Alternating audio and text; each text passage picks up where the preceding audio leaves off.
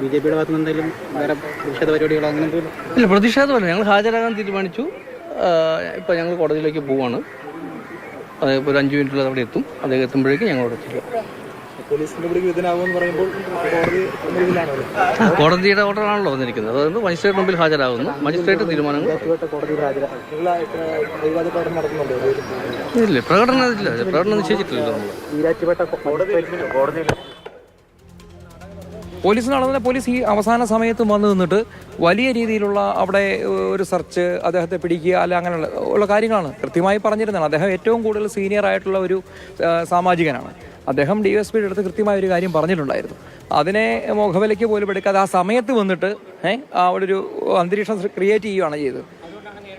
അതുകൊണ്ടാണ് നേരിട്ട് അത്തരത്തിൽ തീരുമാനമെടുത്ത്. കാരണം വേറൊരു സംഘർഷത്തിലേക്ക് പോകാൻ പോലും ഒരുപക്ഷെ ഏതെങ്കിലും തരത്തിൽ അവിടുത്തെ പ്രവർത്തകരോ പോലീസോ ശ്രമിച്ചു കഴിഞ്ഞാൽ അത് വേണ്ട. അതുകൊണ്ടാണ് നേരിട്ട് കോടതിയിൽ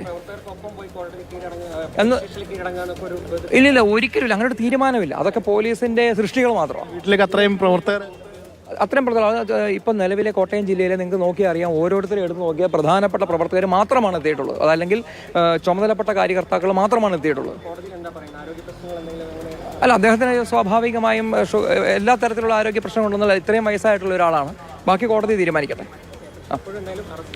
കോടതി തീരുമാനിക്കട്ടെ. അല്ല, അത് ഇനിയിപ്പോൾ കോടതി എന്താണോ പറയുന്നത് അതനുസരിച്ചിട്ട് എന്തായാലും കോടതി തള്ളിയ സമയത്ത് ബാക്കി പോലീസിന്റെ ഭാഗത്തുനിന്ന് കൊടുക്കും. ബാക്കി എന്താണെന്ന് വെച്ചാൽ കോടതി തീരുമാനിക്കുന്നതനുസരിച്ച് മുന്നോട്ട് പോകുന്ന കാര്യം.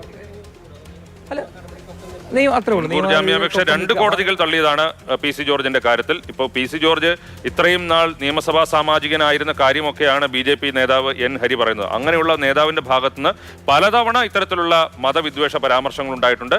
അതിനുശേഷമാണ് ഇത്തവണ വീണ്ടും ഉണ്ടായിരിക്കുന്നത്. അത് ഹൈക്കോടതി ജാമ്യ ഉത്തരവിൽ കൃത്യമായി പറയുകയും ചെയ്തിട്ടുണ്ട്. ഇത് ആദ്യത്തെ തവണയല്ല, സ്ഥിരമായി ഇത്തരം സംഭവങ്ങൾ ആവർത്തിക്കുകയാണ്. അങ്ങനെയാകുമ്പോൾ ഇനിയും മുൻകൂർ ജാമ്യം നൽകിയാൽ അത് സമൂഹത്തിന് തെറ്റായ ഒരു സന്ദേശം നൽകുമെന്ന് ഹൈക്കോടതി ജാമ്യം നിഷേധിച്ചുകൊണ്ടുള്ള ഉത്തരവിൽ പറയുകയും ചെയ്തിരുന്നു. കോട്ടയം സെഷൻസ് കോടതിയാകട്ടെ പ്രഥമ ദൃഷ്ട്യാ കുറ്റം നിലനിൽക്കുന്നുവെന്നും ചൂണ്ടിക്കാണിച്ചിരുന്നു.